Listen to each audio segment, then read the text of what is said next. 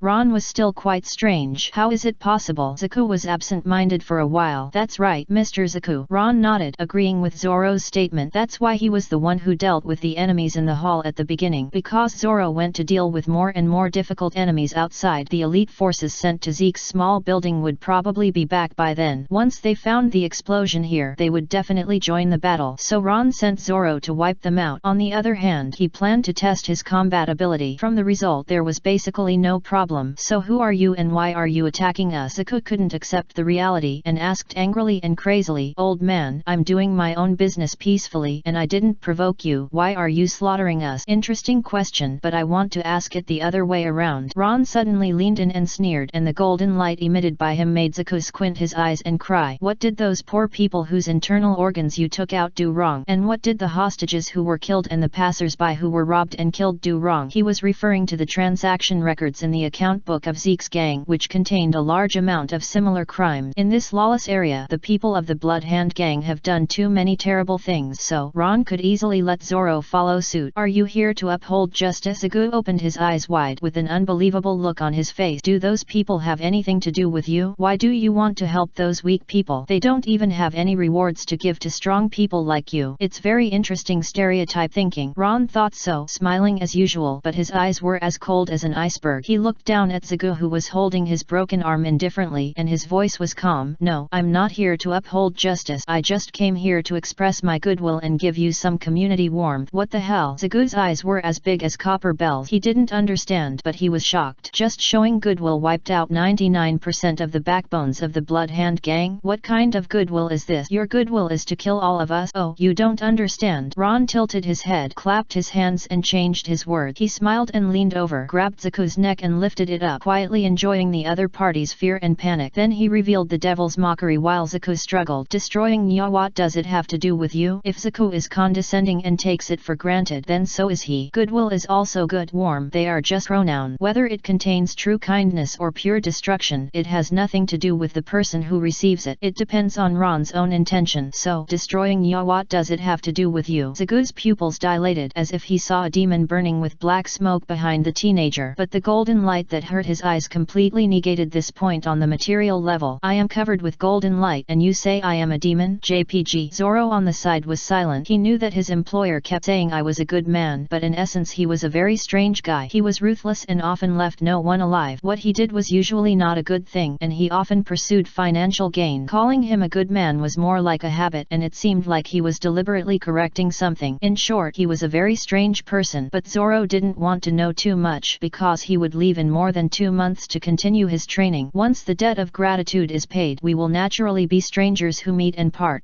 Thinking of the good wines he has never tasted. Zoro corrected the last 2 words to friends. Okay, now that the facts are clear, let's talk about the reward for this door todo or warmth activity. Ron casually threw the purple-faced Zuko aside and slowly put the Malay sword on the other's neck. I don't ask for much, just all your family asset. What do you think? I am very kind? You won't let me go even if I pay you? Zuko came back to his senses, felt the coldness on his neck, and pointed out the essence of the problem with his face twitching. Chapter 39. 30 million Baileys. A great harvest. Death can be a very simple thing, or it can be very complicated. Ron smiled slightly, and the Malay sword cut a bloody wound on Zuko's neck skin. I think you scums know these things very well, and I happen to know a little bit. How about taking advantage of the good day when the Blood Hand gang is destroyed today to exchange experiences with you? I can exchange all my wealth for my life. Zuko tried to negotiate, and there was room for bargaining if there was something to ask for. Life can be materialized by money, just like those laborers who work hard all day at the docks just to earn a little Bailey. Isn't it that workers sell their time to make money? Oh, then let's see your sincerity first. You have to show me your sincerity first. Zuko didn't dare to let go. If he was tough, he might be beaten, but if he wasn't tough, he might be deceived and lose his life. I'm sorry, I'll give you 3 minutes to consider at most. Ron shook his head coldly. Zuko remained silent. Ron took out his gilded pocket watch and added slowly, silence also counts as time. If you can't pay me the price I want after 3 minutes, your head will be moved. The slap in the face of reality hurt, so Zuko surrendered. When he was tied up and taken out of the hall and found the corpses all over the ground outside the manor, he became more obedient. Under Zuko's guidance, Ron quickly found the 2 treasure points of the Blood Hand gang. The Blood Hand gang developed with Cuckoo Town town as its base camp, radiating and spreading to several islands around. The number is not an even number, but it is not as simple as 1 or 2. Upon Ron's inquiry, Zagu told him that there are 8 islands, and they are the kind of resource-rich inhabited islands. With such a good base, the wealth accumulated by the Blood Hand Gang is beyond imagination. There is a saying that you can make money with conscience, but you can make more money without conscience. The Blood Hand Gang, which does everything, first accumulated a large amount of wealth and then reduced its losses by repeatedly supporting vassal forces, and at the same time used vassal forces to plunder a large amount of wealth. Finally, the vassal forces that have developed to a certain extent are periodically cleared and annexed. A very complete circular chain. This is a notorious point of the Blood Hand Gang, and few people don't know it, but there is never a lack of ambitious people on the sea who think I can fight back, so the Blood Hand Gang makes more money on this. In the 2 treasure rooms that Zuko led the way to, there are Baileys, jewelry, gold coins, precious goods, etc. All in all, there can be 10 million Baileys, but this is only a third of the wealth savings, because the Blood Hand Gang has a very secret treasure, which is the last retreat left. We are old enough to retire and become rich. In the treasury, Zuko pointed to the pile of gold coins scattered on the ground and stared at Ron. These riches are worth 10 million Baileys, but they are only a third of the Blood Hand Gang's wealth. The remaining 2/3 are hidden in the form of treasures. I and my brothers are among those who know about this, but thanks to you, they all died in that sea of fire. If you want more, let me go. I will tell you the whereabouts of the treasure. There is no doubt that Zuko is trying to buy his life with money. No matter how much wealth he has, it will be in vain if he doesn't have a life to spend it. He is still young and has a chance to earn a small sum of money for his retirement. As long as the other party dares to ask for it, he will dare to give it. The most feared thing is that the other party doesn't want a penny and kills him directly. That's the real end of everything. Really? In a few years, you have extorted a total of 30 million Baileys of asset. You are really outrageous. The bounty of Arlong of the Dragon Pirates is only 20 million Baileys. Ron took out the wish indicator compass, confirmed that he really wanted the hidden money, and opened it with a click. The pointer pointed to the west, motionless and firm as if he's love of money. Very good. It does exist. Yes, there is no mechanism in that place, but it is hidden very secretly. If you kill me, you will never find that place, but if you are willing to spare my life, I will tell you how to find that place. Zuko looked at the seemingly broken compass strangely, and continued to persuade the other party to choose money, executing justice and obtaining a treasure worth 20 million Baileys. If it were him, he would definitely choose the latter. Hesitating for half a second would be disrespectful to 20 million Baileys. Unfortunately, Ron is obviously not a greedy person. Really? Ron closed the lid and suddenly looked up at Zuko, who looked nervous. It seems that our treasure hunt game is over. What do you mean? You can't find that place without me? Zuko was shocked and angry, and wanted to retreat uneasily. Ron did not answer, but the sword had something to say. The Malay sword was raised, and the knife flashed in an instant. Puff! The head of Zuko, filled with astonishment and anger, rolled to the ground, and the blood dyed the pile of gold coins on the ground red. Just like his past life, he chased wealth and died from wealth. Unfortunately, you are facing a cheating player. Do you know that the map is transparent? Well, the wish indicator compass is not so buggy, but it is enough to indicate the exact direction. Even if there are any mechanisms, Zoro will open the way, so getting the treasure is not a problem. Even if there is a problem, he doesn't want to give Zuko any possible chance. This kind of person who can get to this point is definitely not a fool. Ron is not interested in playing a battle of wits with the other party. The correct operation is to flip the plate and smash Zuko to death. Great, another harvest. Ron chuckled and shook off the blood on the blade, looking at the treasure and Bailey in the secret treasure room with satisfaction. Tonight is a harvest, and the fallen corpses of the Blood Hand Gang can make Ron full assets of more than 30 million Baileys. However, considering that there are many good jewelry and the like, it is indeed necessary to ask old friends for help. Right? You are really decisive. Don't you plan to take that treasure? Zoro glanced at Zuko and shook his head slightly. Do you have any ideas? Speaking of which, today's actions seem to be different from the agreed content. Do you plan to share a share? Ron seemed to have thought of something and asked Zoro if he needed to share with him. After all, Zoro worked very hard today. No, just treat it as working for you. Zoro shook his head and was not interested in the wealth here. He was not keen on money. What he really wanted was probably only swords and fine wine, so he immediately added, "Go back and treat me to a drink. You owe me 2 drinks now, and there is another story." "I know, I won't break my promise." Ron knew Zoro's personality and knew that he was not the kind of awkward person who wanted but was embarrassed to ask. If you really want to thank Zoro for his help, it is better to give him a knife that will emit fire. If I remember correctly, this seems to be the answer given by the other party when Zoro was asked what he wanted in the original book. However, the sword that emit fire can only be obtained by lottery, right? Any readers please give me some reference. Chapter 40 Fire Cloud Evil God Style Performance. So, you said you were killed by 2 people and lost your armor? The Bloodhound gang is finished. In Cuckoo Town, a group of guards surrounded the alley with swords and muskets in their hands. Aura, the leader of the team, was surrounded by the guards and stared at the Bloodhound gang member who was crying in front of him with his head in his hands. Normally, they would not care about things involving the Bloodhound gang as long as it did not threaten the Chamber of Commerce. But the several explosions tonight, the roar of artillery and the movement of flintlock rifles made the people of the Chamber of Commerce feel uneasy, hoping to obtain information about what happened. So, they appeared here. It just so happened that they met a member of the Bloodhound gang who had just escaped from the manor. Don't kill me, Flying Death God. I haven't done anything bad. I just want to make a living. This was a chaotic and disorderly shouting, and it can be seen that the other party has collapsed. He kept shouting inexplicable words like Flying Death God. Fortunately, he was still able to respond when questioned, and Ola slapped him twice. This survivor of the Bloodhound gang, who was on the verge of collapse, shouted Flying Death God while begging for mercy and confessed everything. Two outsiders raided the Bloodhound gang's manor not long ago, using absolute violence to destroy the elite forces and leaders of the entire gang. The entire Bloodhound gang has collapsed completely. But, are you kidding? Just two people? Ola murmured in disbelief. He felt that the survivor was insane and talking nonsense. The Bloodhound gang has been entrenched in Cuckoo Town for several years, and now it is time for a gathering. The core backbone of the entire gang can be close to 200 people, and there are those who are willing to be running dog. More than 300 vicious villains gathered together, with weapons such as muskets and cannons. And you told me that they were taken down by two people? Is this possible? Is this reasonable? Boss, do we still need to go and take a look? The deputy guard asked cautiously. Go. Can you go against the wishes of the sponsor? Ola rolled his eyes. What about this guy? He is the backbone of the Bloodhound gang. The deputy asked. If I remember correctly. Aura looked up and down at the Bloodhound gang member. Has this bastard kidnapped children in the town before? Orphans who lost their parent? Yes, he is innocent. Someone in the guard nodded. Innocent? The people in the Bloodhound gang were captured and killed one by one. Maybe a few of them were really unjust, but if you kill one and release one, you will definitely miss a lot. If an orphan disappears and no one cares about it, then why don't you do the same thing? Aura pointed the gun expressionlessly and pulled the trigger. Boom. The members of the Bloodhound gang fell to the ground and no longer had to be troubled by the flying death. The body is lost. This matter should be kept secret to avoid revenge from the Bloodhound gang. Aura reloaded the bullet and gave the order without raising her head. The guards started to take action without saying anything. The two people dragging the body even had a look of pleasure on their faces, saying, "You two will have this day." Yes, they don't care about things other than the Chamber of Commerce. Without enough profit motivation, people will not risk their lives for strangers. But they are also human beings. After witnessing the evil deeds of the Bloodhound gang, I still feel angry and helpless, and I can also understand Aura's behavior of killing the opponent. After all, we have forced the other party to reveal information and become enemies, so we might as well do it more neatly. The Bloodhound gang may not be wiped out by two people, but it will definitely fall into chaos. It doesn't matter if someone disappears. Let's go and see who it is. Aura put away her gun and left the alley with a group of guards. Soon, they came to the gate of the Bloodhound gang's manor, and were startled by the figures falling on the ground. There was a thick smell of blood in the air, and the smell of rust penetrated into the nose. The wailing and struggling members of the Bloodhound gang were still breathing a sigh of relief. Apart from being near death, the only common feature on their bodies was a knife wound that was as deep as the bone. It seems to be the work of the same swordsman. What happened here? Aura and the others stopped at the gate, looking at the open space behind the door with a shocked expression. Rather, there is no door. The door was cut into several pieces. Behind the door lay nearly 100 members of the Bloodhound gang. He even saw the most elite force, a scar-faced man and his men. This is the most capable group of people under Zaku. But now they are all lying here. In addition, there were several hand-pushed artillery pieces lying crookedly on the ground, with messy explosion marks in the direction where the muzzles were pointed. The sound of artillery heard before probably happened here. But it's strange. It's so damn weird. The traces on the battlefield are all left by the Bloodhound gang, and there are very few traces of the enemies of the Bloodhound gang, as if there was only one person from beginning to end. The question is, who can so easily destroy an elite Bloodhound gang that can be called an army? There was no answer, but footsteps suddenly sounded in the deep darkness of the manor. Who? Aura's expression changed and she raised her flintlock pistol and pointed it at the source of the sound, and the accompanying guards also became nervous. I should be the one to ask you this question. An outline of a figure emerged from the deep darkness, walking towards them carrying a round object. When the light of the torch shone through, the figure was revealed as a young man holding a round object in his hand, which was a human head. He said, "Shouldn't you tell someone your family name first?" Captain of the Cuckoo Town Guard. Sola, what are you? Aura stared at the teenage boy, and then her eyes involuntarily fell fell on the head in the other person's hand. Empty eyes, familiar face. That's right, it's Aku, the leader of the Bloody Hand gang. Aura's eyelids twitched, and she nervously clenched the handle of the gun in her hand. Then I saw the man walking to the door as if they were nothing, and placing the head in his hand in the center of the door. Then, I heard what the other party said. I'll put my head here to avoid being disturbed, but it looks like you've already come to disturb me. The young man turned his head and grinned. My name is Ron, one of the only two living people in this manor. Aura swallowed subconsciously, feeling that the other person's words made her whole body shiver. One of the only two living people? Wouldn't that be? I don't recommend that you point a gun at me. Ron suddenly accelerated quickly and grabbed the opponent's flintlock pistol while Aura was in a daze. Wait a minute, what are you going to do? Aura backed away nervously and subconsciously pulled out her sword. The surrounding guards also raised their flintlock muskets nervously, and then their vigilant expressions turned into incredulity because Ron grabbed the pistol but pointed the gun at himself. What is this for? Suicide? It's very rude not to say it. The point is that bullets are useless to me. Ron grinned, pointed the muzzle of the flintlock pistol at his forehead and pulled the trigger. Boom! There was a flash of fire, followed by the crisp sound of bullets hitting the ground. Dang Kang. Chapter 41 sees the future. This was not a harsh sound, but it struck everyone's heart like a war hammer. They looked at them with suffocating fear, looking at the monster with a bullet in the head but only a slight dent in the skin, smiling at them. Mom, I want to go home. A frightened shout from a certain guard made everyone quickly recover from the shock.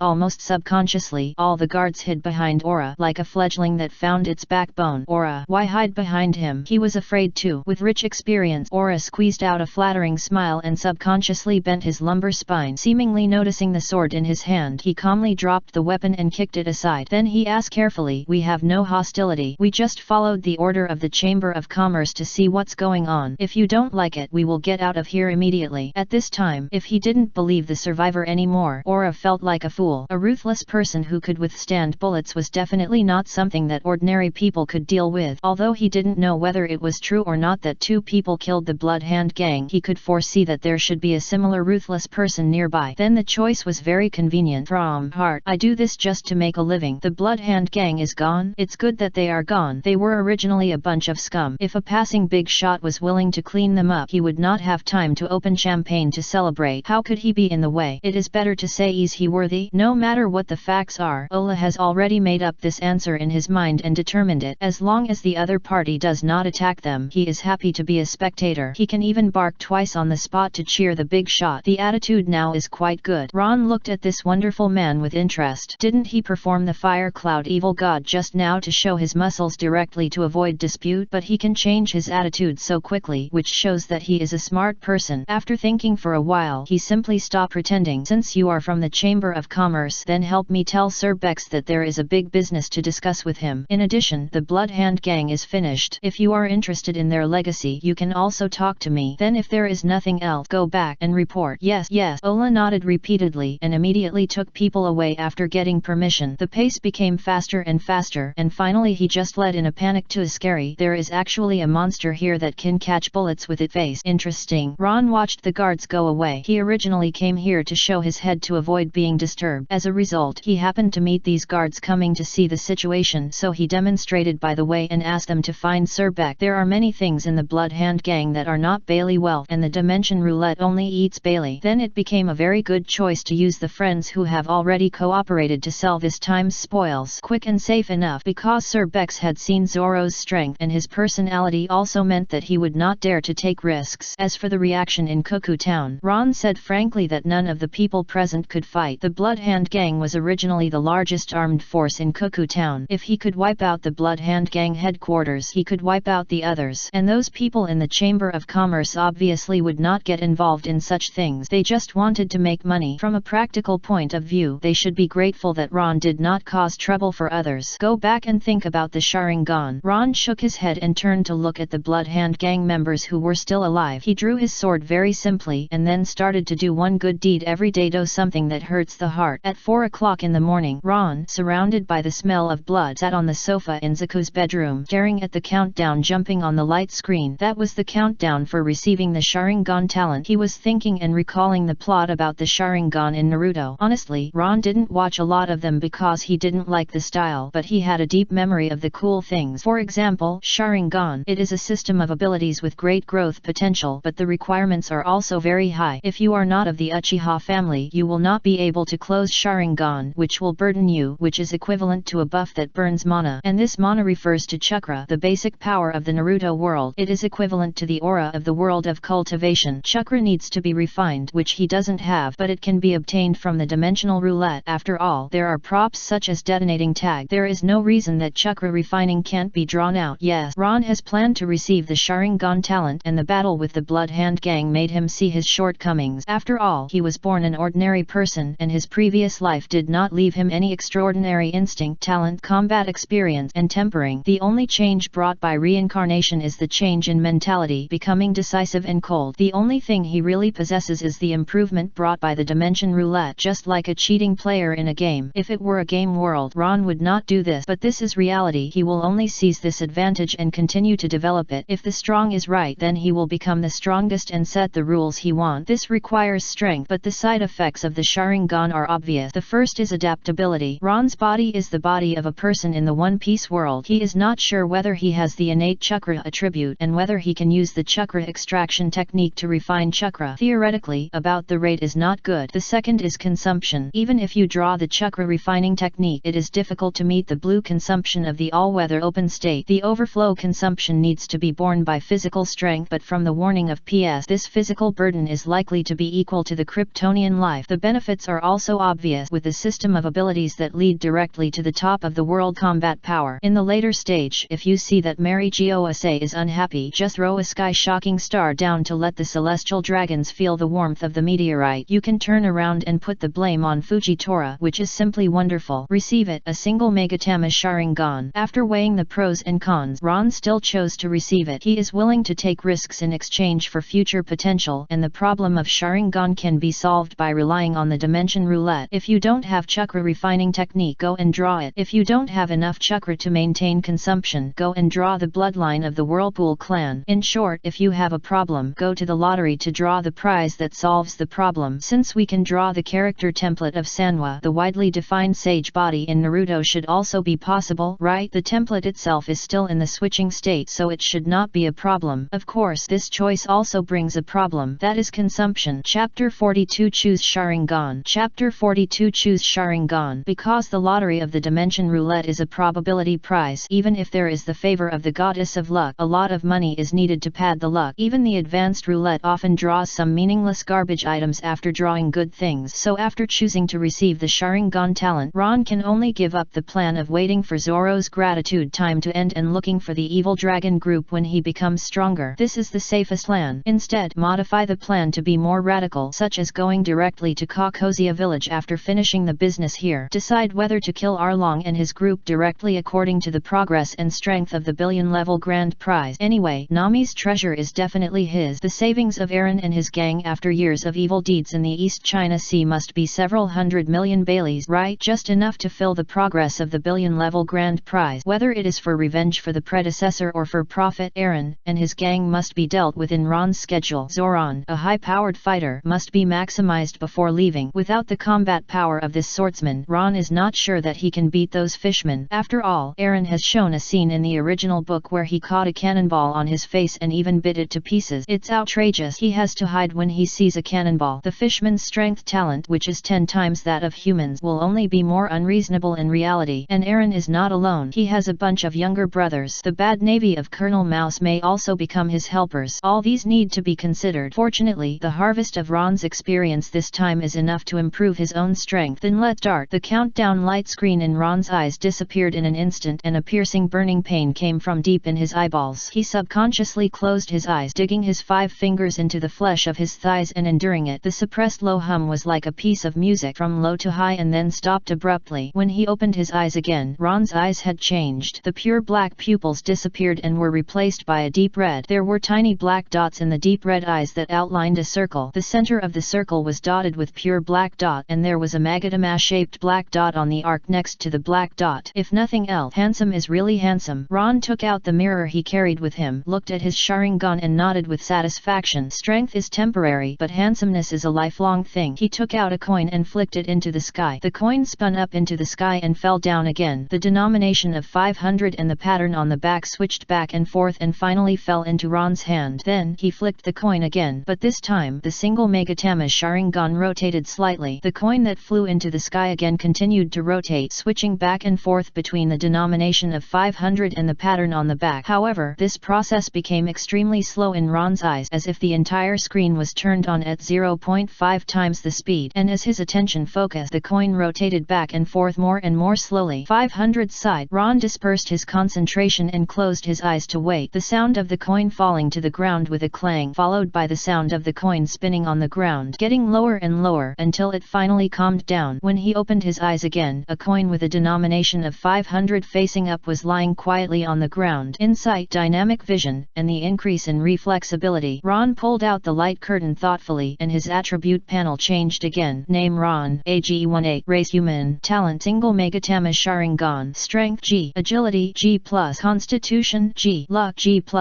charm E. Features: a wanderer from the other shore who integrates into the world / a tide maker of fate. Negative buff, physical decline. Note: 2 powerful talents require a lot of chakra consumption and you don't have chakra to power them. It can only be maintained inefficiently by passively extracting physical strength, so your talent is not fully released, and because of the large amount of physical strength extraction you will enter a state of physical decline. Long term will enter a state of internal organ failure leading to death. There are 2 new brackets in the attribute column: talent, negative buff. It seems that the attribute panel of the dimension roulette is not a fixed display but will change according to the situation. Ron checked his own data. This is his real data without switching to the 3-baby template and chi amplification. Strength and physique are mediocre. Only agility has become faster. It can even be said to be elite, but the increase in agility is not because of his own speed but because of the improvement of reflexability. From H, which is not as good as normal people, to G end level, it seems not much, but this is already an amazing improvement. There is even a description of being able to see the trajectory of the arrow in the description column. Although the speed of the arrow is not comparable to that of the bullet, this is already a great improvement, and from the words of PS, it can be seen that the single Megatama Sharingan has not fully released its potential. If it can be fully released, then the agility may be increased to F level. If you have the inside ability of the Sharingan when entering the battle of the Blood Hand Gang, then Ron felt that he would not be hit by more than 10 or 20 bullets when he was on the low platform, and he could dodge in advance when the opponent had the intention to attack, instead of waiting to dodge after hearing the gunshot. The gap between the two is huge. This is the power brought by talent. Of course, the price is also obvious. A negative buff of physical decline may even cause internal organ failure if it lasts for a long time. Ron interpreted it repeatedly and roughly guessed a conclusion. That is, if the physical strength cannot maintain the consumption of the Sharingan open state, it will turn to extract vitality. Compared with the template of Sanwa, the negative effect of Sharingan is too obvious, but you have to know, even the character template drawn by the Grand Prize Sanwa is not so perfect. Although the bullet cannot break the defense and switch to Sanwa's Ron skin, it is still very painful to hit the body because it does cause damage. If it is a shell, the power of the explosion will almost certainly break the defense. The reason why it is almost is that Ron has not been bombed before, so he is not sure. But even now, there are many purple spots on Ron's body which are bruises left by the impact of bullet. It's a pity. The strength of the Grand Prize at this stage is not too outrageous. The Grand Prizes in the future will be more perfect and powerful due to the improvement of the level, but the problem of funds will follow. Is it true that only by making a fortune can one meet his development need? Ron thought so. At this time, he felt a sense of loss of strength. The burden of the Sharingan has begun to cause physical strength to be lost, but the magnitude is not very high and it feels like running fast. Chapter 43 My progress depends on my self-dimensional roulette turn for me. Chapter 43 My progress depends on my self-dimensional roulette turn for me. It seems that there is no problem, it's just the loss of physical strength at the level of running, but burden of the Sharingan is generated 24 hours a day. With his current level physique, he may be able to run for a whole day, but what about 2 days, 3 days, a week, or even a month? The human body is a type with strong endurance, but it cannot withstand excessive exercise like a perpetual motion machine without dying. That is to say, Ron's life has begun to count down. Based on the data of his switching to the 3-baby template and the increase in chi, there should be no problem within 3 days. After that, it may be in danger. Of course, choosing unstable power naturally requires corresponding risk, and Ron deeply agrees with this and is prepared. He is not a smart person, but he is not a fool. Unless he gets too excited. People are not machines, so there will definitely be times when they get too excited, but Ron still made a plan calmly at this time. In the short term, for example, the next lottery, because of the emergence of a new prize pool, it should be possible to draw more powerful prizes. As long as he survives today and waits for the lucky lighter to refresh, under the favor of the goddess of of luck he may be able to draw a prize that temporarily solves the problem. There will be 30 million Baileys of income in the future, which is enough to achieve this short-term goal. It can be said that he will be full after the Bloodhound Gang falls. If not, go to Nami's house later, and there is a high probability that the grand prize of 100 million Baileys will solve this problem. If it doesn't work once, then twice. If you are unlucky, the grand prize of 100 million is also a chance. You can't fail the third time, right? However, Ron currently lacks the ability to fight the dragon pirate, and he can't put all his hopes on Zoro. Then there are only two things to dissolve the side effect and improve strength. These require a lot of chips to draw. The latest high-level VIP roulette, one spin costs 1 million Baileys. Even his savings can only be turned 12 times. Thanks to the selfless dedication of the Bloodhound Gang, Ron is still in a relatively wealthy state for the time being. Although the harvest of the Bloodhound Gang needs to be dealt with, there is no way to cash it in as chips for the time being. The treasure also needs to be discovered, but at least he has the confidence. Although the number of lucky lighters per day has been used up, Ron still plans to draw 10 million Baileys to try the water. See if he can draw the chakra refining technique and solve the problem without the blessing of luck. The prize for the question. Finally, determine the level of this prize pool under normal conditions. In this period of time before arriving at Kokozia village, I should be able to complete another transformation of strength. I am really a genius. Although I make progress by myself, I can still make rapid progress. Ron opened the dimensional roulette with emotion and looked at the chip balance on it. Chip balance 12.03 million. Then he slammed the lottery button hard. Dimensional roulette, turn it for me. You say that plugin improvement is not considered your own ability. If you have the ability, make one yourself. Besides, can the plugin of the time traveler be called a plugin? That called talent. The colorful light enveloped the roulette and it kept spinning, and the dialectic between Europeans and Africans was about to appear again. Buzz. The roulette in the colorful light shook, and 10 streams of light were thrown out in an instant. Drawn Doran's blade. Drawn a stet 12 dragon breath set. Drawn crystal telescope. Drawn a box of Urquatu. Drawn a box of Urquatu. Drawn mechanical part. Drawn firearms manual. Drawn 10 draws. 4 unknown prizes. They are the kind of prizes that look useful but are actually unknown where they are used. For example, mechanical part. From the luster and shape, they seem to be parts of some weapon, and the description of the light curtain is also very interesting. Booted is useless to Ron. He took a look at them and threw them into the corner, leaving 2 boxes of Urquatu for Soron. There will be another drink and story tonight. Of course, you can't drink too much, or rather, Soron is the only one drinking. He is just the narrator. After all, he needs to deal with the things after the fall of the Bloodhound Gang during the day. Sir Bex will probably come soon. After the incident with the Gus, the other party dare not refuse Ron, and it's not all trouble. Sir Bex can still make some money by reselling the goods of the Bloodhound Gang. Just like pork, there will always be some oil in your hands. If nothing unexpected happens in the future, there will be people from the Bloodhound Gang branch. Those guys will probably plan to take back the inheritance. It's also a troublesome thing. Fortunately, Ron is an optimistic person and simply doesn't think about these things. Turn to examine the high value and useful items drawn in this lottery. Duran's sword. Origin, League of Legends. Type, magic weapon. Effect, a sharp blade with magical power that can increase the life of the holder. The attached magic will extract the opponent's life and feed back to the sword holder when hurting the enemy. Consumption, mana/stamina. Ron stroked the long sword in his hand, which was similar to the medieval broadsword. A purple light was faintly diffused around the sword tip, exuding an extraordinary breath. When Ron's hand tightened the hilt, he could feel a force flowing from the Duran's sword into his body. It slightly reduced the burden of the Sharingan on him. This is a life increase. Converted into game values, it should be the effect of plus 80 health point. The blood-sucking effect is not clear for the time being, but it is estimated that it will not be too weak. And the Duran's sword. It is also the first sword with extraordinary power that Ron drew in the lottery. Although it is only the basic equipment of the League of Legends, it is not a magic weapon, but for him, a former Muggle, it is already magical enough. The blood-sucking effect can replenish the lost physical strength from the outside world, so he was very lucky. He drew a powerful weapon that can temporarily alleviate his own negative buff. Another prize made Ron look a little subtle. A Stet 12 Dragon Breath Set. Origin, Call of Duty. Type, hot weapon. Accessories, number 12 lead diameter Dragon Breath Bullet 25 ROUND large drum. Zalillo Type 8 sporting barrel. Flash Bolt 60 spare drum X2. Effect, a brutal weapon with high loading capacity and firing rate. Each time the number 12 lead diameter Dragon Breath Bullet is fired, a large amount of hot magnesium particles will be spread to ignite the enemy. The short-term temperature is above 1500 degrees Celsius, like the red flames roaring out of a fire dragon, igniting all flesh and blood. P.S. When I take out this dragon breath spray, you should know who is the master of the dock. What, dirty? Only the living can point fingers overseat my dragon breath spray. Consumption, none. Dragon breath spray, a famous game weapon, once had a reputation of being out of the circle. In Call of Duty and Warzone, it is praised as a dirty weapon that will trigger a chain reaction and turn the entire dock into a fire zone. Ronnie liked it so much. Chapter 44 Wine and Stories. What double barrel spray, what firing rate, are not as happy as burning. This is really wonderful. I can't wait to have a barbecue party with the fish people. Ron looked at the blue and white painted shotgun in his hand and smiled happily subconsciously. The lottery just now also included a very thick gun manual and a crystal telescope. The former can just enhance Ron's familiarity with hot weapons. Although I can only grope my way, it is better than knowing nothing. However, I still need to supplement the bullets and dragon breath bullets of Silver Desert Eagle in the future. Although hot weapons are strong, the consumption rate of bullets is also very terrifying. The only way to obtain them is lottery. It is better to say. In the background of the era of One Piece, if he wants to produce and sell by himself, then he has to draw out a bullet production chain. Another bumper harvest. When the subsequent 30 million Baileys arrive, he can draw another big one. Ron stretched and put away the two weapons. Then he took Urquhart to the treasure room, where Zoro was in charge of guarding, just to invite him to have a drink. After leaving Zaku's bedroom, Ron carried 2 boxes of wine and went straight to the treasure room guarded by Zoro. Of course, he received Zoro's surprise.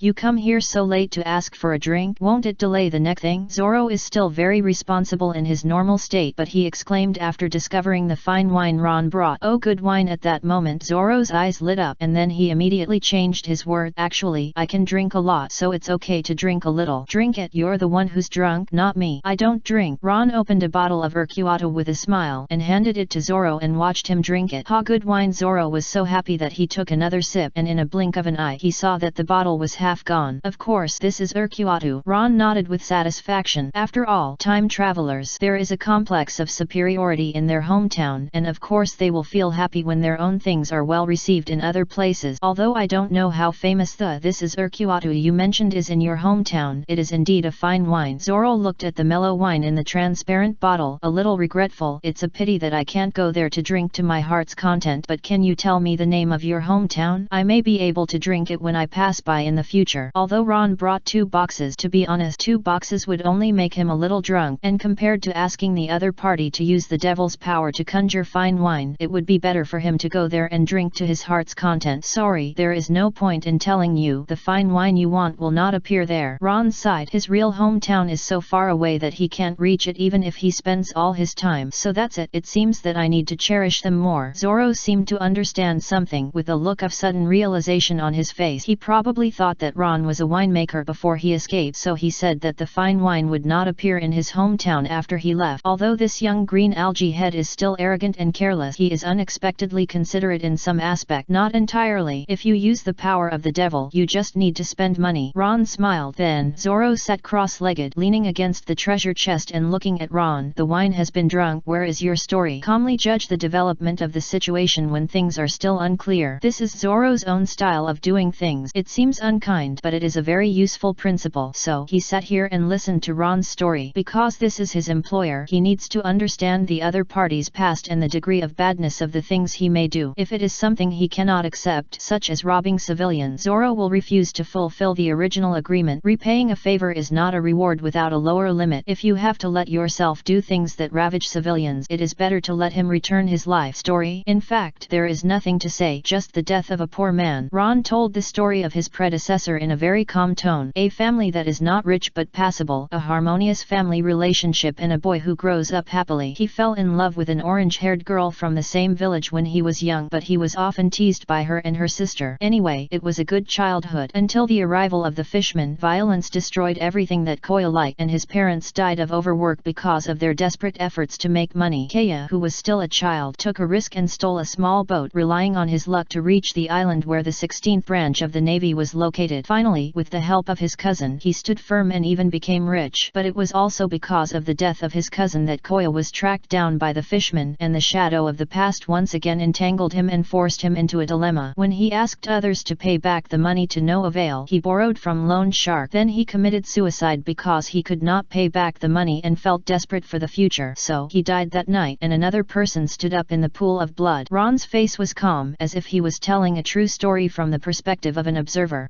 Finally, he killed the loan shark who came to collect the debt, as well as the scum who helped him. So there was an insulting promising reward of 100 baileys. Is that so? Zoro picked up the bottle and drank it all down. After he put it down, he looked at Ron with complicated eyes. He probably understood why Ron always liked to call himself a good man. He was determined to break away from the past and no longer be a weak person who was bullied and abused. But he didn't want to degenerate into someone he hated, so he always restrained himself by calling himself a good man. Of course, if Ron heard his thought, he would probably laugh first, then be silent, and then suddenly understand. After all, except for breaking away from the past, everything else was correct. Ron didn't think he was a good person, but he didn't want to turn himself into a scum like Chu Wu. So, what do you want to do next? Or what are we going to do? Zoro opened another bottle. Kiwatu, after taking a sip, asked Ron, now that you know the past of your employer and are sure that he is not your enemy, then you should fulfill your duties well. So Ron never breaks his promises except for force majeure. As for what force majeure is, those who understand will understand. I am actually very easy to understand. I am a fair person, so I like to repay tooth for tooth and blood for blood. And just as what happened in that story, all tragedies have a source. Fishman. Ron's eyes were as cold as a knife. Since they killed him, then for fairness let me kill them. I understand those fishmen who enslave humans. I really want to see them. So Ron emptied another bottle and put the empty bottle in the box with a curious look on his face. Speaking of which, do those fishmen look like mermaids? The kind in the story? In fact, what he asked about was the mermaids that all humans would be curious about. No, they just look like humans with fish features. They are ugly and I want to cut them. Ron ruthlessly crushed Soron's curiosity. Chapter 45. Sir Beck, who was arrogant at first but respectful later. The matter in Cuckoo Town ended quickly. Ron first used Sir Beck's relationship to deal with the Blood Hand Gang's legacy and good. He obtained a total of 10 million baileys, a sloop, and enough resource reserves for half a month of sailing. The Chamber of Commerce where Beck's was located received a small portion of the sales money as profit in this transaction. Ron, who was not stingy, also took Soron to help them receive the fixed assets of the Blood Hand Gang within a few days. After all, the fixed assets of the Blood Hand Gang were actually Ron's spoils of war. He and Soron personally destroyed the headquarters of the Blood Hand Gang. The spoils of war were well deserved and no one could say no. If there were any, Ron would most likely come to the door with a brand new dragon's breath to let those idiots feel what passionate persuasion is. Unfortunately, there are no such idiots on this lawless island for the time being. Idiots cannot live here for long, such as Zeke and his gang who died at the hands of Ron not long ago. Afterward, Ron also met the people from the Blood Hand Gang who came to try to take back the inheritance, about 20 backbones and dozens of villains from the vassal forces. The configuration was pretty good. Almost everyone carried a gun and even a cannon. However, after the real war, they found that their target enemy was not simple. A monster who was not afraid of even bullets. Ron, a swordsman who was so powerful that he could cut cannonballs. Zoro. These people immediately fled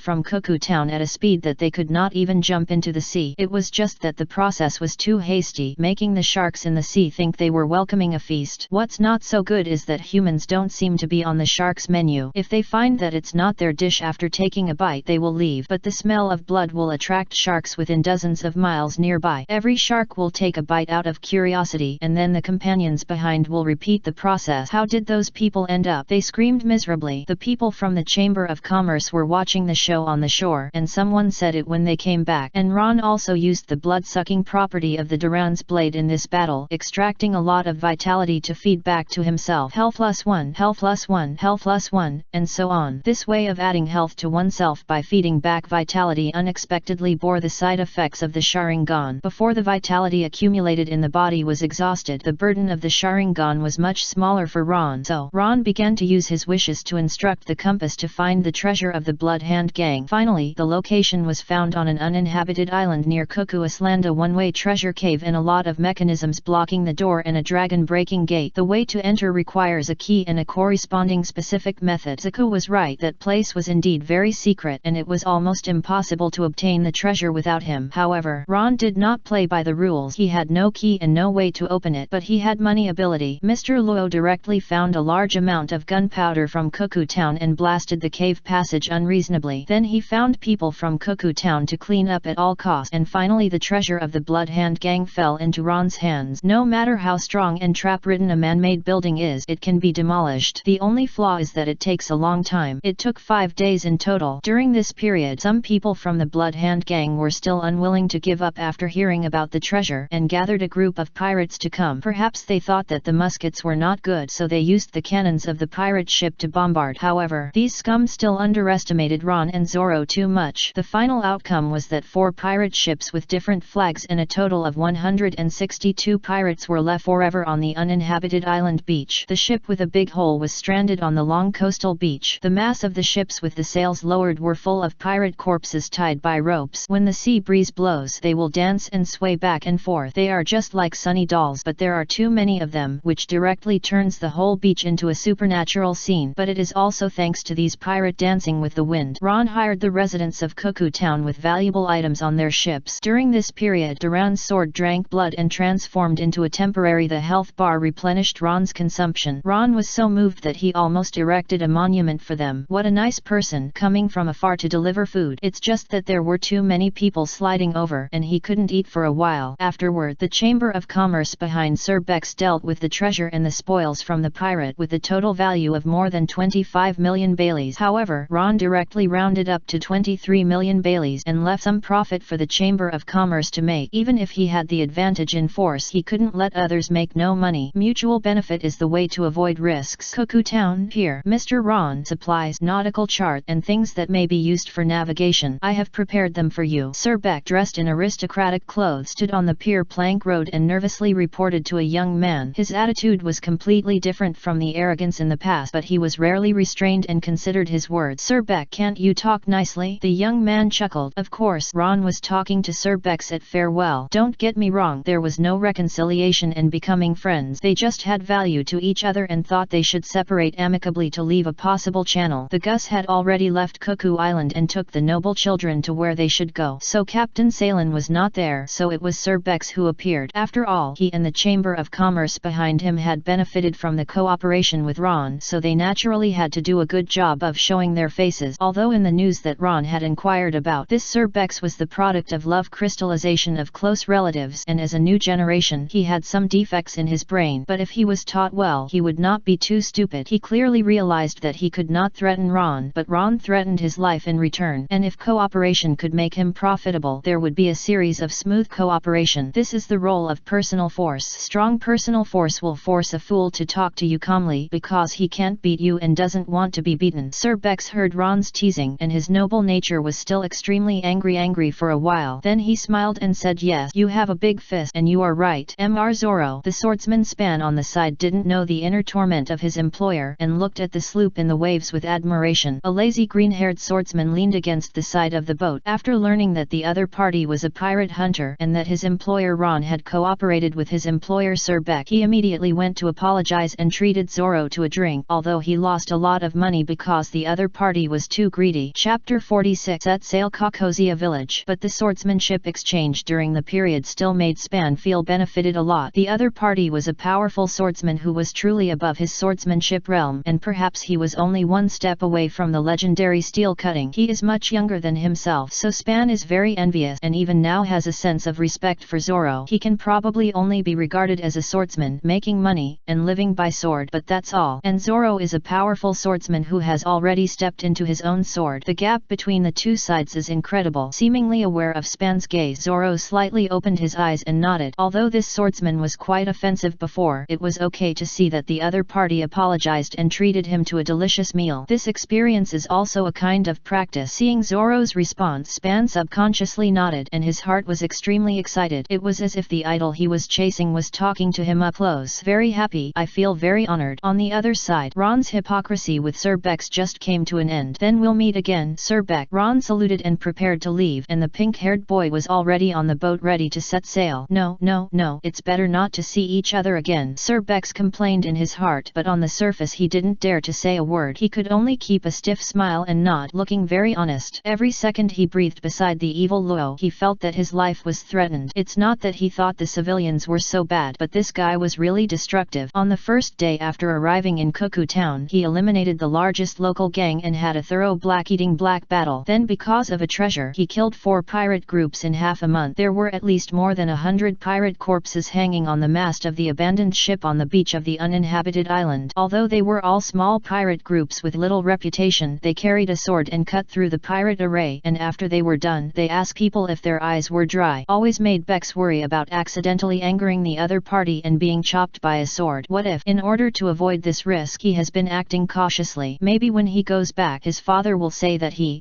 noble of the kingdom of Goa, was frightened by a commoner. Is this reasonable? It is reasonable, because he really can't beat him. Until he saw the ship sailing far out to sea, carrying the Demon King away from Cuckoo Island. Sir Beck suddenly breathed a sigh of relief and waved impatiently to let Span leave with him. It's decided. In order to regain the confidence of the nobles, I will teach Alrita a lesson when I go back. If I can't afford to offend Ron, I can't afford to bully Alrita. I will use that gas tank as a spinning top when I go back. On the sea, a sloop sailed with the wind. On the deck, Ron was urging Kobe's actions in the way of a captain, and he also stuffed a broom in a rag. Kobe, the next voyage is up to you, and you must also take good care of hygiene. Yes, Mr. Ron. Call me Captain. Yes, Captain. Kobe took the broom and responded loudly with a serious face. Then he went to work obediently. There were only 3 people on this sloop, temporarily named Pippi Shrimp. Ron was the captain and his savior, and he looked sick, as if he had some hidden illness. Mr. Zoro didn't think he was a crew member, but Kobe thought he was the deputy captain. In other words, with 3 people and 2 leaders, he couldn't afford to offend anyone. Then he could only accept his fate and do his job. For the past 2 years, he was even busier than when he was in the Alrita pirate, because he was the only one on the ship who knew how to sail. The captain knew nothing about sailing, and I really didn't know whether he came to the sea for adventure or to feed the fish. As for Mr. Zoro, he was indeed a good man and was willing to help him, but after seeing how bad he was at finding his way on the uninhabited island, Kobe swore that he would never let Mr. Zoro do anything related to leading the way, including sailing, otherwise they would probably die of hunger and thirst on the sea because they got lost. So hardworking. Ron reviewed Kobe's work and then went to do his own thing with confidence. With the Sharingan continuously draining his physical strength, he couldn't actually do anything. He just lacked off openly, ran to the kitchen to get a cucumber, biting it while blowing the pleasant sea breeze. This kind of behavior, if it is exposed, will usually attract the captain's scolding. Everyone is working. Why are you just sitting there and relaxing? Oh, I'm the captain. That's fine. If nothing else, the sky here is much better than Kyoto, which is covered by industrial smog. Ron looked up with a cucumber in his mouth. The sky was blue and pleasant, with seagulls flying by from time to time. It was so damn beautiful. Well, where does a dropout like Ron get his cultural background? Even when he expressed his shock, he could only say things like fuck, awesome, great, old man. It's too difficult to expect a dog to spit out ivory. But Ron was still in a good mood. The departure of the mantis shrimp represented an important step for him in the world of One Piece. A small boat of his own, a crew, and a destination. The next step was to complete an adventure. That's right, it was to go kill the dragon pirate Ek and rob Nami's treasure. To be honest, he was still a little unsure. After all, the dragon pirate can be said to be the strongest level in the East China Sea dungeon. It is hard to say who will win or lose if Arlong fights Zoro Oneo none. So it's time for a breakthrough before the battle. It's normal for a genius like me to break through before the battle. Ron swallowed the last piece of cucumber and walked straight to the cabin. When he passed by, he accidentally stepped on Zoro, who was sleeping against the wall. Get out of here. Zoro glared at Ron, who apologized awkwardly, waved his hand impatiently and went back to sleep. In most cases, he was responsible for the defense at night. Sometimes he even followed Ron day and night to prevent his employer from going out alone. Ron smiled awkwardly and entered the cabin. It's not that he deliberately picked something to start a topic, but the buff of physical decline had a great impact on him. He even needs to maintain the status of the character template and the increase of chi for a long time. However, it is also thanks to this, Ron slowly mastered the way to make himself less dazzling, which was to restrain his overflowing power. The result was that the golden light of the Sanwa template turned into golden patterns hidden under the skin. It behaved normally without contact, but if you pressed it with your fingers, golden patterns would surge. According to Ron's judgment, this was a state of low blessing but also low energy consumption. As for chi, there was no way, and it would definitely turn into a little golden man as soon as you exercise, and it was 4K pure gold. Chapter 47 I Bonechester Invisibility Potion. Chapter 47 I Bonechester Invisibility Potion. If the dazzling light is used in reverse, it can even be used as an attack technique. Blind your dog eyes. Of course, it only has some effect on small fish. Pippi Shrimp is a sloop. The interior space is not large and is filled with many sailing supplies. As a result, there is not much spare space, but there are only 3 living people on the ship, so the space was divided into a captain's room and 2 small rooms that could only fit a bed and some sundries at Ron's request. In addition, there is a public shower room and a small kitchen with not many kitchen utensils, but it is small but complete. Well, this is enough because Ron and his friends can only cook instant noodles. In short, the Pippi Shrimp is well organized. It is enough for the current situation. After all, Ron didn't plan to use this cheap sloop as the main ship. Push open the door of the captain's room. Ron walked into a fairly spacious room with a bed, a sofa, and matching tables and chairs. The workmanship of these furniture is incompatible with this ship and looks very delicate. After all, it was bought for free from the Gus. What is better than getting something for free in this world? Today's lucky lighter has not been used yet. I hope something better can be produced. Ron sat on the edge of the bed, opened the light curtain of the dimensional roulette and jumped to his own capital. Balance of chips 30 million. The original amount was not so exact. It was 35.03 million chips, which is equivalent to Bailey. Ron spent 1 day and 1 day to deal with the spoils of the Blood Hand Gang, which is 2 days. It took 5 days to excavate the treasure later, which is 7 days. But the actual number of times the lucky lighter was used was 6 times, because the number on the first day was used to draw the grand prize. 5.03 million is the consumption of the 6 lucky lighter draws. The harvested things are many and varied, such as the current food bottom line for everyone, boxes of instant noodles and drinking water as reserve. This is the direction of sundries. In addition to ammunition supplies, 3 magazines of Silver Desert Eagle, a drum of Dragon Breath spray, and the most important consumables, life potion. In addition to Duran's blade taking life, Ron also uses life potions to keep himself able to withstand the negative effects of physical decline buff. And he also found that the high-level VIP is a prize pool that often produces extraordinary items. Several lucky lighter draws may even give out single or multiple life potion prizes, and the progress of high-level VIP has been pushed to 13 times. It has to be said that the current shipment probability is not a big luck, so Ron thinks that there may be a wave of explosion. After all, the characteristic of the wanderer on the other side of the world / the tide maker of fate is still in him. Long-term mediocrity is impossible for Ron, even if it is luck. This is also one of the reasons why Ron decided to go looking for trouble with the evil dragon gang. I really need to think about where to hide and slowly improve myself and play the game of the sword god of Shillipo. Maybe the magic skill has not yet been fully developed and the island of the Golden Lion hits the head first. Is it okay to die on the spot? Ron's best choice is to fight to support the war. Radical adventure. Huge benefit, only in line with his own characteristics without being hurt. And this characteristic has a very strong positive effect. It is easier to meet good things is reflected in luck as just a little bonus. But Ron himself can feel that he always gets not so excessive but very necessary things in these draws. Let's get back to the point. Ron first prepared the preparatory matters for the draw, bathing, burning incense, and then put the Guan Ir Yi wooden sculpture drawn in the draw. Second master, all the people in the world worship you. Although I am a seaman, isn't the sea just a bigger world? For my piety, please give me some blessings and good luck. If it work, I will open a temple for you in this world and offer incense to you. Ron ended his pious prayer. Don't ask why people in One Piece worship Second Master. Just ask. Second Master is awesome. If it doesn't work, he can just change the local god. As long as he can bring him good luck, it doesn't matter if he worships Nika. People in the land of Yanhuang have always been pragmatic. The left eye twitches for wealth and the right eye twitches for disasters. What is a superposition state? To summarize it briefly, left eye twitches for wealth, good luck today. Right eye twitches for disasters, fuck your feudal superstition. If Nika doesn't work, he still has alternatives like Mizu and God. The main point is piety. Everything is ready. Ron rubbed his hands and started to draw the lottery. Silver lighter and cigarettes are ready. Colorful light appeared in the center of the field of vision. The roulette wheel covered by the light was blurred but gave people a sense of all-encompassing. Dimensional roulette, 10 times high-level VIP roulette. The command was issued and the colorful roulette wheel began to rotate. At the same time, the lighter made a click and the fireworks ignited the tobacco. The favor of the goddess of luck triggered. The luck value changed rapidly and 10 streams of light were thrown out in an instant. Drawn eye bone Chester. Drawn invisibility potion X1. Drawn life potion X2. Drawn invisibility potion X1. Drawn Mizu wooden statue. Drawn. It was still a big burst of luck at the beginning, and then there were prizes of unknown use. Ron threw a box of ultra-thin XX out of the window of the cabin expressionlessly and then solemnly placed the Mizu statue next to the bedside. Then he started to read the new harvest and decided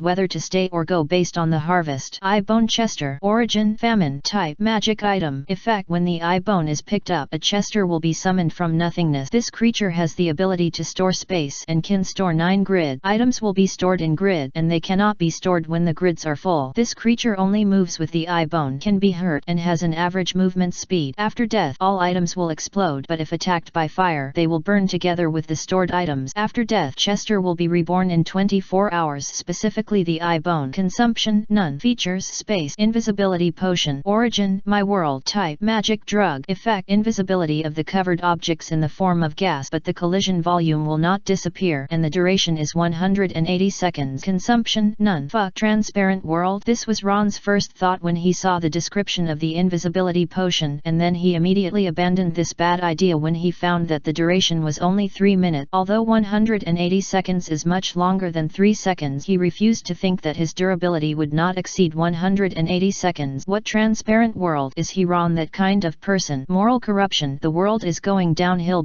Miscellaneous thought flashed by. Ron picked up the 3 bottles of potion on the ground and placed them next to the statue of Mizu. Then he respectfully invited Guan Yi to the shrine and worshipped him well. This is no longer Guan Yi, but the god of wealth. Chapter 48. Ron launched a threat and the effect is outstanding. The eye bone looks like a bone, but there is a huge eyeball on the top. When Ron picked up the eye bone, the eye on the top suddenly opened. The empty and cold eyes stared at the new owner. What are you looking at? I will eat you if you look again. The stare of the big eyeball made Ron a little scared, so he stared at the big eyeball with wide eyes. Ron launched a threat. The big eyeball turned away. The threat took effect. The effect is outstanding. Ron gained a small amount of threat experience and Ron leveled up. The theater in his mind had just started and Ron, who thought he was making a joke, found that the pupil in the big eyeball really turned to the side. Okay, he announced. This is an eyeball that knows the time. At this time, a panting sound suddenly sounded in the room, accompanied by the sound of footsteps. Ron looked subconsciously and suddenly a dog appeared in the corner of the room. It was half a person's height with thick brown hair. The irregular body was like a cut pumpkin supported by 4 legs. There was a huge opening at 3/10 of the body and the fine teeth and the pink tongue hanging outside the teeth represented that it was a mouth. Further up was a pair of sharp horns without eyes or invisible eyes. As for why it is called a dog, because the appearance, panting and drooping tongue are very similar to dog. Ron tentatively reached out his hand to touch Chester's sharp horns and a faint golden light enveloped his palms and fingers. But the expected counterattack did not appear and Chester was still rubbed by Ron like an Alaskan dog. From the touch, it was unexpectedly good to touch. If you ignore the strange appearance, it is not impossible to even think of it as a dog. Famine. I seem to have heard of a single-player game. Ron thoughtfully took out the silver desert eagle he carried with him and approached, grabbing Chester's sharp horns with one hand and opening its skull. Oh no, it was his mouth. A huge mouth like the abyss appeared and with it came a grid list. The light curtain similar to the dimensional roulette made Ron a little surprised, but soon he fumbled and threw the silver desert eagle into Chester's mouth and a miniature pattern of a desert eagle immediately appeared in the grid list. When Ron focused on the miniature silver desert eagle, the grid occupied by the desert eagle emitted yellow light. Take it out. Ron reached out and a handful of silver desert eagles were spit out by Chester. There was no damage or disgusting mucus. Everything was the same as when it was put in. Ron immediately found a dragon breath spray that was half his height and then watched Chester easily swallow the dragon breath spray that was larger than his own size. Then after the test, Ron confirmed a fact. Chester's grids ignore the size, volume, and weight of the stored items, and the storage conditions are that complete items and even fish caught in the kitchen can be put in. But people don't seem to be able to do that, mainly because Kobe doesn't want to. Ron can only give up this test. As for himself, he doesn't dare to put himself in Chester's mouth, so he changed to potions and then found that similar items can be stacked and different items will occupy new grid. After confirming Chester's storage capacity, Ron was a little excited. Space storage. Although it's not the kind of space ring that the protagonist should have or the portable space that can be opened with a thought, but watching Chester spit out dragon breath like a magic trick, he has a sense of wonder that fantasy has become reality. People yearn for the second dimension. Isn't it because the second dimension has the magnificence that the three-dimensional dimension can't achieve at all? Or characters, or props, or some wonderful power. The beauty that transcends the boring reality is the attraction of the second dimension. Of course, there are also beauties. Ron added this sentence silently in his heart and then read the harvest this time. 10 million Bailey chips are a huge fortune. The items with extraordinary effects in exchange are 2 bottles of invisibility potion, a bottle of life potion and an eye bone with space storage. If you are not greedy, this harvest is actually not bad. The eye bone with space storage alone is worth more than 10 million Baileys, but what needs to be considered is that Chester can be hurt and it has no intelligence. Like a beast with only instinct for move to pursue the eye bone. During the battle, it is possible to be killed by the enemy. However, fortunately, Chester can be resurrected as long as he can win the battle. It is not a big deal to burst the box. Let's stop here and draw again tomorrow. Ron happily put the eye bone into his pocket and took Chester out to let the crew get familiar with it. Kobe was fine. He had seen Chester when he was called in by the captain and almost fed to the monster. Zoro, who was still sleeping, woke up immediately after being stepped on by Chester. The first thing he saw when he saw Chester was to draw his sword and be on guard. What is that? Zoro's pupils shrank, staring at the strange creature squatting at Ron's feet. It looks a bit like a dog. It called Chester companion, buddy, useful prop. Anyway, that's what it means. I brought it out for you to see. Be careful not to hurt it by mistake. Ron touched Chester's head and his fluffy brown hair felt unexpectedly absurdly smooth, so he rubbed it twice more. Are you sure it's not dangerous? By the way, where did you make it? Zoro had a look of disgust and curiosity on his face and poked Chester with his hand in a funny way. The latter panted and moved, and Zoro was so scared that he stepped back and hit his back against the side of the ship. Fortunately, he remembered Ron's description and didn't subconsciously fight back. Demon power. Ron showed Chester's magic in a simple way. He opened Chester's big mouth and pulled out a dragon breath spray from it. Oh! Kobe opened his eyes wide, and his eyes switched back and forth between the gun and Chester in disbelief. Is this magic? What is demon power? Its ability is storage. Any item can be put in it. Food, weapons, or live fish. Of course, people can be put in it. As Ron explained, he looked at Kobe with a bad taste. Do you want to try it? Kobe, this is a creation of the devil's ability. No, Captain Ron. Kobe shook his head repeatedly, trembling and raising his hands to his chest with a look of resistance on his face. If a beautiful girl did this action, there would probably be an inexplicable sense of beauty. But unfortunately, Kobe was very frustrated during this period, so much so that Ron couldn't help but punch him. It hurt. Kobe crouched with his head in his hands, looking helpless. He felt like he was on a pirate ship. After all, the captain seemed to be a pirate. If you think about it carefully, isn't this jumping from one fire pit to another? Chapter 49. Is the Navy just? They are just order. Okay, just kidding. If we really want to test it, we will find those damn pirate. Ron waved his hand. Really? Kobe breathed a sigh of relief and then thought of another question. When his captain talked about pirate, he always said those scum, damn pirate and the like. But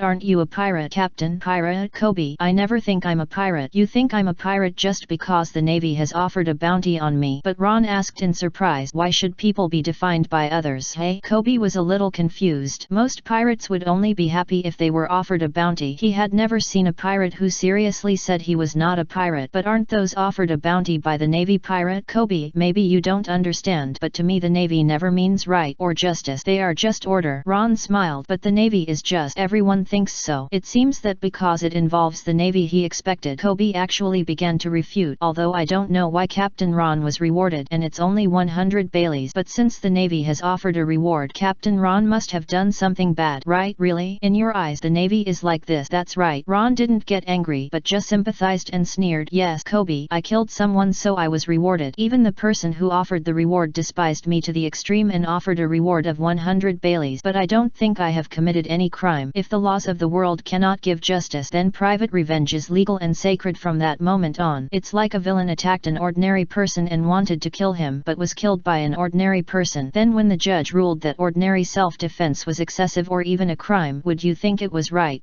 Kobe was speechless. After all, he didn't know what the captain's past was. However, there seemed to be many similar things. There are many people on the Alreda pirates who are forced to commit crimes. You have not experienced enough. What you see and hear are all beautiful filters brought by propaganda. People in the cocoon cannot see the world outside the cocoon. Ron patted Kobe on the shoulder and said calmly, if you can't understand, then there is a chance. In the Caucasia village where we are going, you will see the other side of justice. If you still think the same as you do now, I will let you go to pursue the Navy you expect. This is the truth. Kobe certainly has potential, and he is not old, and there is still a chance to adjust his values. But if he insists on his own opinion, Ronnie will regretfully give up. Kobe. Ron has not figured out how to go in the future, but he knows that if everyone in the team is half-hearted, then this group will not go far. He has tasted too many failures in the past, and he no longer wants to continue to taste the bitterness of failure in the new world. Seeing that everyone doesn't like Kobe to join the group, just kick him out. Zoro on the side did not participate in the discussion, but just approached Chester and touched him curiously. After discovering that Chester was not aggressive and Ron really showed the ability to take things, he quickly accepted this setting. Does he need to eat? What should he usually feed? Zoro asked. I don't know. It seems not, but I'm not sure. After all, I just got it. Let's see when the time comes and solve it if there are signs of hunger. Ron was asked. He really didn't know whether Chester needed to eat, but he quickly gave a rough solution. Then, he took a bottle of life potion from Chester's mouth, pulled out the cork and drank it. A bright green light suddenly shone from his body, and the feeling of weakness was eliminated a lot. He has always relied on template strengthening and drugs to bear the burden of the Sharingan, but this behavior will definitely not last long, so the matter of the dragon pirates should be resolved. The location they were originally in, Cuckoo Island, is actually not too far away from Caucasia village. It is better to say that the idea indicated by the wish indicator compass is to do the opposite. It's really fate. Ron's eyes flashed with cold light, and he took out the wish indicator compass. A location where I can safely land in Caucasia village. With a click, the pointer pointed straight in one direction. This is the way to use the compass that Ron figured out. He found that this compass is slightly different from the one in Pirates of the Caribbean. Although it is a degraded version, it seems that it can be fooled because of this. By reciting it many times silently, you can hint at what you want most at the moment, and then the wish indicator compass will point out the direction according to this desired thing. It's just a patch. The dragon pirates have jurisdiction over more than 20 villages, and even the sea area includes the areas of several naval branches. The people of this land succumb to the rule of the fishmen and pay the fishmen the money they earn as protection fees, but no one in the outside world knows the sins here, or in the eyes of the navy as a whole. Everything is normal here. The notorious dragon pirate constantly absorb the money, dignity, and life of human beings here to strengthen their own strength. The people who have suffered so much have no power to resist and can only endure oppression and exploitation day after day. By stealing, robbing, working hard, planting or other means, they earn enough money to keep themselves and their families alive before the deadline. They have accepted their fate just like the people of Goose City. Perhaps because of this, there is not much defense in the Caucosia village area where the dragon pirates headquarters is located. Ron and his group easily landed in a bay near Caucosia village. The bay is crescent-shaped with stepstones on the shore, and there is an abandoned camp on the shore for many years. Ron stood on the shrimp and looked into the distance, feeling quite emotional, because this is where the predecessor prepared the ship to escape. It has the conditions for the sloop to dock. After Zoro helped Kobe move some things off the ship, he set up a new camp here according to Ron's instructions. After the work, Zoro shook off the dust on his body and climbed to the top along the step stones at the corner of the bay. Ron looked into the distance with a crystal telescope and heard the voice without turning his head and asked, "Done? Food, tent, and miscellaneous things are ready." Zoro asked, "So, what are you going to do? If you go directly to destroy the dragon pirate, you don't need a camp, right?" "You guessed right. I have other purposes." Ron focused on the outline of the village at the end of his vision and then put down the multi-magnified crystal telescope in his hand. Chapter 50. Fellow villager, open the door. We won't take a single needle or thread from you. One person, a navigation genius. No, it should be a super standard weatherman. Ron has 4 goals in coming here. Or a plan order, Nami's treasure, destroying the dragon pirate, the dragon pirate's treasure, and the last one, Nami's treasure is very likely to allow Ron to collect a huge sum of 100 million Baileys. The corresponding grand prize is very likely to solve the burden problem of the Sharingan under the favor of the goddess of luck. Even if it can't, it must be some kind of powerful ability, because these two are what Ron wants now. After obtaining it, he will be more confident in dealing with the dragon pirate. After all, Zoro at this time may not be able to easily wipe out the entire dragon pirate. Destroy the dragon pirate. Whether it is Ron's disgust for these scum when watching anime, or the hatred inherited from his predecessor, he must deal with these fishmen villains. It's definitely not for money. There is also a little factor. The treasure of the dragon pirates is needless to say. The most valuable part of the whole plan is Nami. For those who only love romance, Nami is undoubtedly a woman with all aspects